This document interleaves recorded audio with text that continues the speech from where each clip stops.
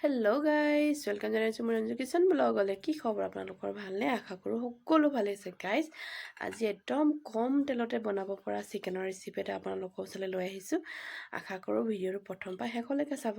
Guys চিকেনখিনি মই খুব ধুনীয়াকৈ ধুই ল'লোঁ আৰু ইয়াত মই ডাঙৰ চাই দুটা পিঁয়াজ দিলোঁ, নিমখ, হালধি, অকণমান গৰম মছলা, কাশ্মীৰী ৰেড চিলি পাউডাৰ গোটেইখিনি মই ইয়াত দি লৈ খুব ধুনীয়াকৈ সানি ল'ম।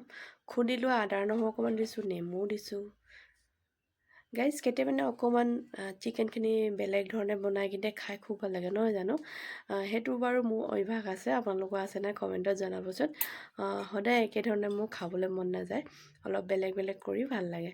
আৰু অকণমান তেলো দি লৈছোঁ, বহুত বেছি নাই দিয়া বাৰু, এনেই 1 চামুচমান তেল দিছোঁ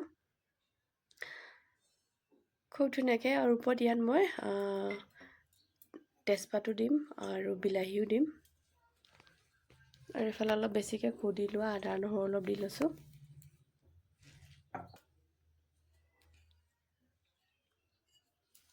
বিলাহীও ডাঙৰ চাই দুটা দিছোঁ, যিহেতু মই চব একেবাৰে চব দি দিছোঁ আৰু মই তেলত দিবলৈ একো বাকী নথওঁ, সেইকাৰণে তেজপাতো কাটি দি দিছোঁ। আৰু এনেকৈও আপোনালোকে খাবচোন কেতিয়াবা গাইছ, ইমান ধুনীয়া লাগে, কেঁচাতে খুব ধুনীয়া গোন্ধ এটা আহে। গামলাটো সৰু হৈছে মোৰ, ডাঙৰ এটাতে লৈছোঁ সানিবলৈ।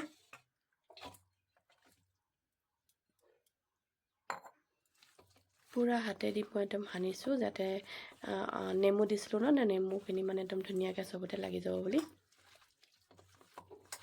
আৰু তেল অকণমান যাতেকৈ কম হৈছে আৰু অকণমান দিওঁ, বহুত বেছি নাই দিয়া, মই একদম কম তেলতে আজি বনাবলৈ লৈছোঁ। আৰু অকণমান আৰু আধা চামুচমান মই দি দিছোঁ।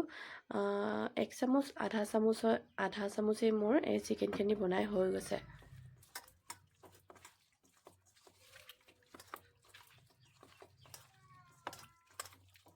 আৰু এতিয়া মই এইখিনি 1 ঘণ্টামান ৰাখিম, বহুত বেছি নাৰাখোঁ বাৰু।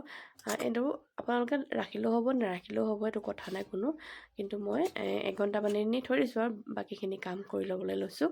সেইটো কাৰণে আপোনালোকৰ যদি ইচ্ছা যায় নথলেও হ'ব।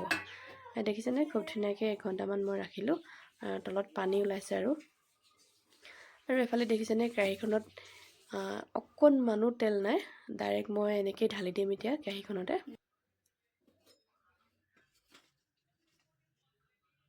আৰু চুলিত অকণমান কিবাকিবি ঘঁহি লৈছোঁ। মেথি গুটি হয় গাইছ, মেথি গুটিত মই তাত জবা ফুলৰ পাউডাৰটো 2 চামুচমান মিহলি কৰি চুলিত লগাই থৈছোঁ। ময়ো যেতিয়া পাওঁ সময় চুলিকেইডালি অকণমান কিবাকিবি লগাই থাকোঁ, ভাল হ'বলৈ। আৰু মোৰ চুলিকেইডালি দেখিবলৈ বেয়া যে, সেইকাৰণে আকৌ গাইছ। আৰু খুব ধুনীয়াকৈ মই মাংসখিনি ফুল গেছতে এতিয়া সিজাই ল'ম, যিহেতু এতিয়া মিডিয়াম গেছ দিবলৈ হোৱা নাই, এতিয়া ফুল গেছেই দিছোঁ। আৰু এইফালে মই অকণমান লাগি ধৰিছিলে কাৰণে পানী দিলোঁ। এইটো মই বৰ বেছি জোল নাৰাখোঁ, মই গ্ৰেভিয়ে ৰাখিম, ভাল লাগে গ্ৰেভি খাই। আৰু দেখিছেনে? আৰু ইয়াত কেইটামান মটৰ দি দিছোঁ। মটৰটো নক'ব আৰু গাইছ, মোৰ ওচৰত থাকিলে হয় মই যিহতে হ'লেও দি দিওঁ, মাছ হওক মাংস হওক ভাজি হওক যিহত হ'লেও মই মটৰটো দি দিওঁ, মোৰ ভাল লাগে মটৰটো খাই। তাৰপিছত আৰু খুব ধুনীয়াকৈ ঢাকিছোঁ। এতিয়াহে মই অলপ মিডিয়াম গেছতে ৰাখিম। আৰু দেখিছেনে মিডিয়াম গেছত ৰাখোঁতে এফালে মটৰ সিজি গ'ল আৰু মাংসৰ জোলখিনিও কমি গ'ল। খুব ধুনীয়াকৈ মোৰ এয়া কম তেলৰ চিকেন ৰেডি হৈ গ'ল গাইছ। গেছটো বন্ধ কৰি দিওঁ আৰু দুপৰীয়া থালিখন অকণমান পৰিৱেশন কৰি দেখাইছোঁ আপোনালোকক। বৰ বেছি একো বনোৱা নাই, অকল চিকেন। দেখিছেনে কিমান ধুনীয়া লাগিছে, গোন্ধ খুব ধুনীয়া আহিছিলে গাইছ খাবৰ কাৰণে। আপোনালোকেও বনাই খাই চাবচোন, বহুত ভাল লাগে খাই।